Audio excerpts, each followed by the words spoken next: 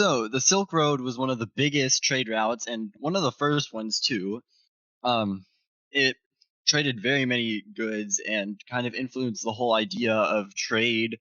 And a lot of ideas were spread through the Silk Road, like a lot of cultures and just goods and products and just like bits of knowledge were transported through the Silk Road.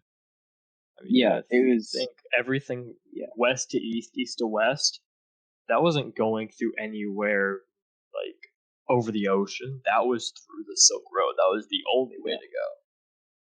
yeah. It was a complex system of land and sea routes that facilitated the exchange of goods, ideas, and cultures. So you had like a lot of countries coming, not a lot of countries, but you had a lot of people from different countries that would travel along this uh, trade route and just experience how other countries work, what they worship, how they, how their government works, and just what they normally do in their everyday lives, and also ideas that they have. So it was a pretty good trade route just because it literally helped the spread of cultures.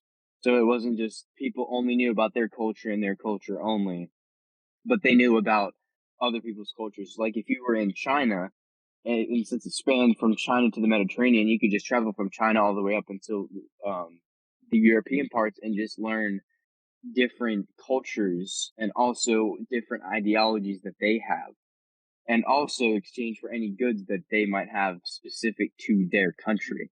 Yeah, I could imagine that like it would be difficult to trade with people that speak a different language than you or have a different culture or like different beliefs than you do because like especially nowadays with politics like you tell someone what you believe in and then everybody starts having an opinion and Yeah. even just like the clash of ideas and artistic like skills and just like if someone doesn't agree with something, then there could be severe conflicts.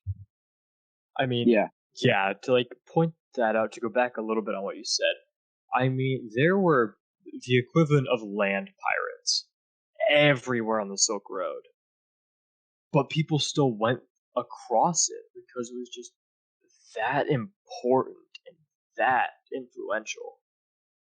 Yeah, but it was mainly just due to the fact that it's one of the oldest trade routes made, and it was also a really big, complex trade route.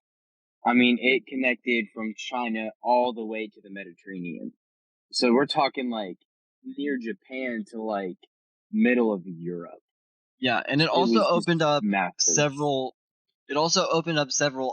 opportunities for people and it just like it opened up several opportunities for people to grow their wealth and get more money and just trade more goods. So like people in one part of the world just they could trade and have goods that like they couldn't get before, like silk for example, which is why Yeah, it was called the Silk Road, or yeah, I don't know, let's say like spices. Like if it's easier to get something in one part of the world, they could easily trade it for something that they couldn't get in where they lived, and they could just have access to things that they didn't before, which obviously like everybody wanted. So it gave them opportunities to not only have access to things they didn't have before, but also grow their wealth, grow their empire.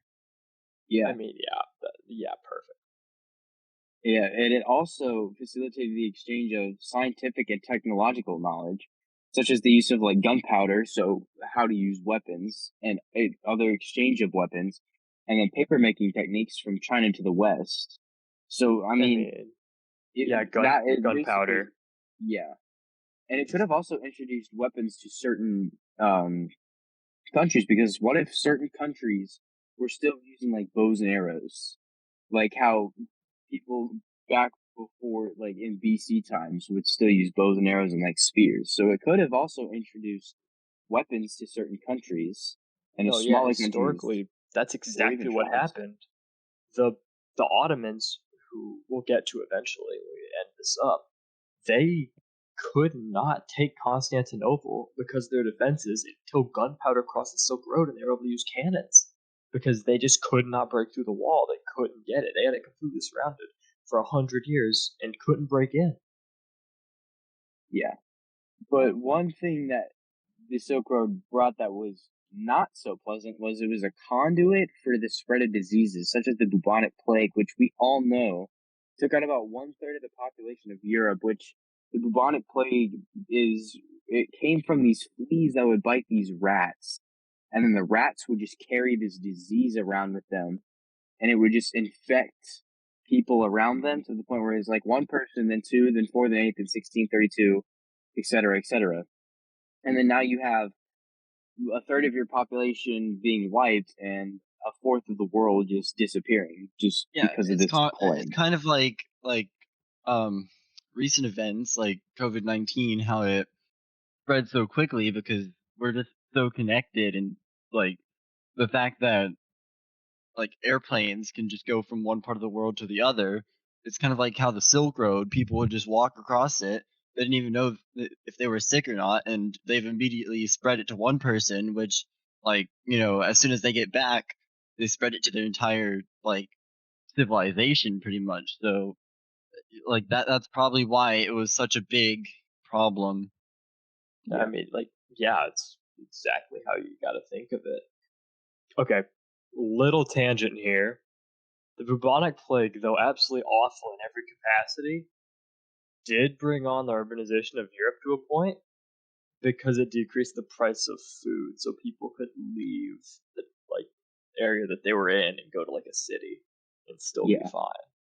So in a way, it lowered the price of food, so people could actually afford it due to the fact that so many people were dying and it was in such a high demand that the businesses would just lower their prices for food just so people can simply buy like bread and eat for dinner, just because so many people would be out of jobs due to the fact that this plague had just absolutely would ruin businesses just because all the workers would just be infected and die.